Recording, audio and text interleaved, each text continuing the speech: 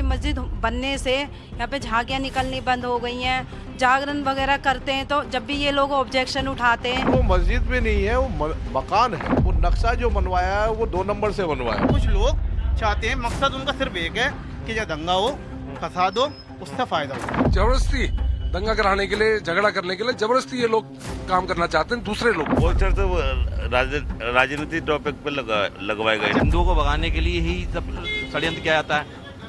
षड्यंत्र के मस्जिदें बनाओ और हिंदू भागेगा। राजधानी दिल्ली के ब्रह्मपुरी में हिंदुओं के घरों पर मकान बिकाऊ है के पोस्टर लगे तो बवाल मच गया। सोमवार को मामले ने इतना तूल पकड़ा कि पुलिस को बैरिकेड लगाकर गली की नाकेबंदी कर सुरक्षा बल तक तैनात करने पड़े और फिर पूरे देश की निगाहें इसी बात पर जम गई कि आखिर दिल्ली के ब्रह्मपुरी में ऐसी नौबत क्यों आ गई। मामले की पड़ताल के लिए जब टाइम्स नाउ नव भारत के flagship show reporter versus reporter की टीम ग्राउंड जीरो पर पहुंची तो सामने आया कि ब्रह्मपुरी के गली नंबर 13 में अल मतीन मस्जिद का विस्तार किया जा रहा है और गली नंबर 12 में मस्जिद का दूसरा गेट बनाया जा रहा था। मस्जिद का ये गेट जहां खुलता वहां से चंद कदम की दूरी पर ही शिव मंदिर है। मस्जिद के दूसरे गेट का हिंदू परिवारों ने विरोध किया, लेकिन जब उनकी सुनवाई नहीं हुई तो विरोध में मकान बिकाऊ है का पोस्टर लगा दिया। इस वक्त मैं ब्रह्मपुरी में हूं और मकानों के बाहर ठीक इस तरीके के पोस्टर लगाए गए हैं जिन पर यह लिखा हुआ है कि यह मकान बिकाऊ है। ये L52 है, स्ट्रीट नंबर 12 है, जहां पर इसी तरीके से लगभग 20-25 मकानों के बाहर इस तरीके के पोस्टर लगाए गए हैं। ये K19 है और स्ट्रीट नंबर 12 है। यहाँ भी देखिए इस तरीके से ये पोस्टर लगा हुआ है कि यह मकान बिकाऊ है। अब जरा सोचिए, राष्ट्रीय राजधानी दिल्ली में बहुसंख्यक जो समुदाय है, खास तौर पर हिंदू वर्ग के लोग जो पिछले 70-80 सालों से यहाँ पर रहते हैं और उनके सामने ऐसी कौन सी परिस्थिति आन बढ़ी कि जो वो अपना मकान बेचकर यहाँ से जाना चाहते हैं। माता जी, ये पोस्टर क्यों लगे हुए हैं, क्यों घर बेचना चाहते हो आप लोग? ये इसलिए बेच रहे हैं कि यहाँ पे 13 नंबर में मस्जिद थी जी। मस्जिद नहीं थी, वो घर था पहले, मस्जिद नहीं है जी। कोई मस्जिद का नाम इन्होंने ऐसे ही घर में नमाज पढ़ने लगे और मस्जिद बना का किया, मस्जिद है और उसी की बराबर में 12 नंबर में मस्जिद ला रही खाली प्लॉट में, फिर कह रहे मस्जिद बनाएंगे यहाँ पे भी। अच्छा। इधर हमारा मंदिर है, इधर पूजा होएगी, इधर नमाज होएगी, लड़ाई तो होएगी फिर, तो इसलिए कह रहे कि होनी नहीं चाहिए। अच्छा, मस्जिद नहीं चाहिए यहाँ पे, मस्जिद नहीं बननी चाहिए। हाँ जी। ऐसे तो मस्जिद और ऐसे हमारा मंदिर है, आमने सामने। अगर मंदिर पे क्या कह रहे हैं, इसको मस्जिद बन गई तो हमारे मंदिर पे रोज नए लड़ाई झगड़ों के काम बनेंगे। ये इसलिए हम चाहते हैं मस्जिद नहीं बननी चाहिए। हमारी हनुमान जयंती भी निकलती थी 13 नंबर की, वो भी इन लोगों ने रुकवा दी है, वो भी नहीं निकलती। हमारा हनुमान मंदिर भी था 13 नंबर में, वो भी बंद करवा दिया है इन लोगों ने। मैंने न्यूज चैनल खोल के देखा तो किसी ने बताया मैं तो जाफराबाद से आया हूँ, मैं गोंडा से आया हूँ। भाई तुम यहाँ का कौन है? मस्जिद में यहाँ का कौन आ रहा है? भाई हम मंदिर में, हम गली नंबर 12 के तो लोग मंदिरों में जाएंगे, गली नंबर 13 के जाएंगे, गली नंबर 14 के जाएंगे। हम तो नहीं आ रहा कोई वो गोंडा से कोई मंदिर में यहाँ पर घंटी बजाने। तो तुम वहाँ मस्जिद में, जो यहाँ मस्जिद 13 नंबर की, वहाँ मस्जिद नहीं है। जगह जगह जाओ, मस्जिद कहाँ नहीं है? 16 में मस्जिद है, 15 में मस्जिद है, कहाँ मस्जिद नहीं है? सब जगह मस्जिद है।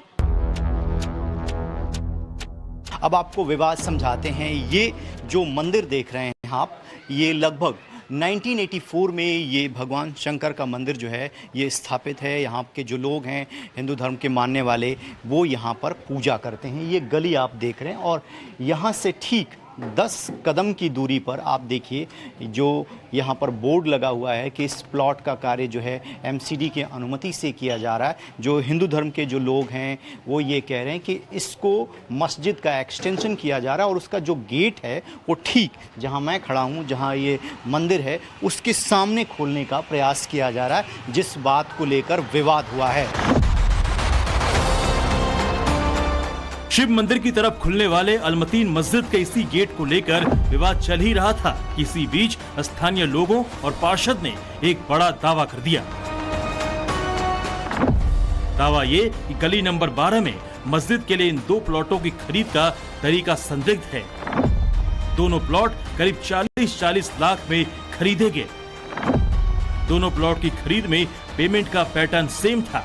अलग अलग 3 बैंकों से पेमेंट किए गए। दूसरे प्लॉट को तो साप्ताहिक बाजार में चप्पल और जैकेट की रेहड़ी लगाने वालों ने खरीदा और 6 महीने बाद ही जमीन को मस्जिद बनाने के लिए दान में दे दिया। ये समीर अहमद, मोहम्मद अल्फाद और जहीन अहमद उर्फ गुड्डू।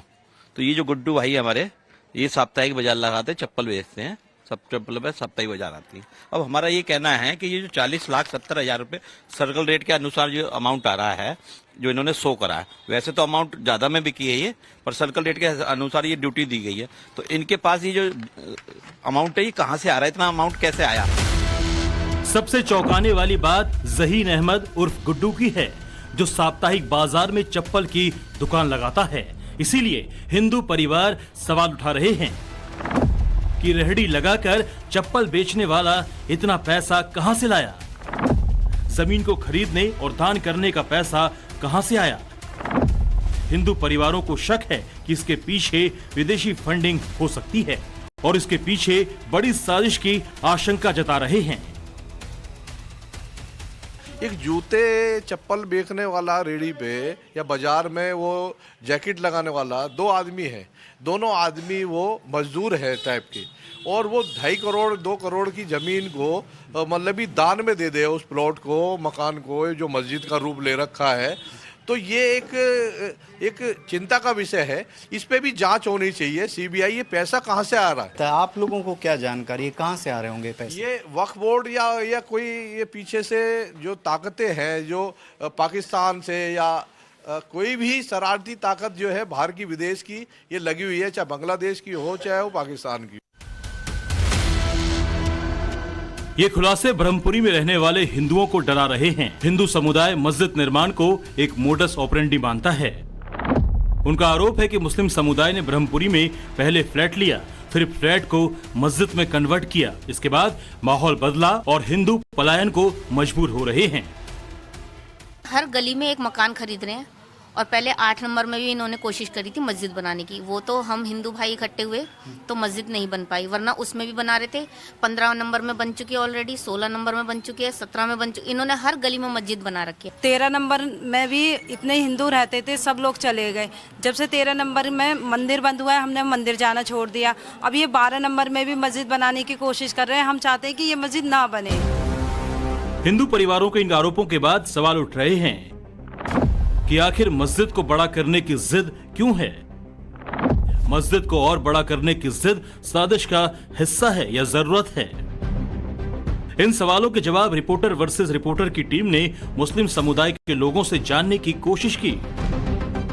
ये जगह है गली नंबर 13, जिसमें ये मस्जिद बनी हुई है और ये मस्जिद का गेट गली नंबर 13 में खुलता है। और अब जब कैमरा आगे की तरफ जाएगा तो आपको मिलेगी गली नंबर 12 की तस्वीर। वो सामने गली नंबर 12 है और इसी के साथ ये मस्जिद जो है वो साथ साथ चल रही है। ये आप मस्जिद की दीवार को देखेंगे, ये आ जाएगी गली नंबर 12 और यहाँ पर अगर आप देखेंगे तो यही वो जगह है जिसे लेकर अब विवाद खड़ा हो गया है। विवाद क्या है ये भी समझाएंगे और जो लोग इसका हिस्सा हैं उनसे भी, तमाम लोगों से बातचीत करके हम रिपोर्टर वर्सेस रिपोर्टर में आपको बताएंगे। एक चीज बताइए, क्या यहाँ की आबादी बढ़ गई इसलिए मस्जिद को आप बड़ा कर रहे थे या फिर ये आपको प्लॉट मिल गया इसलिए बड़ा कर रहे थे या क्या? जगह छोटी पड़ रही थी, जगह मस्जिद की छोटी है, आबादी है मुसलमानों की बड़ी। हाँ, बड़ी आबादी है मुसलमानों की, समझे? तो उसमें मस्जिद में आदमी आ ना पाते, इसलिए ये हाँ सहमति से खरीदा है उससे। यहाँ से जो लोग पढ़ लिख गए वो अपने स्टैंडर्ड इलाके में जाना चाहते हैं, तो उनको यहाँ की मकान की कीमत मिली, वो बेच के चले गए।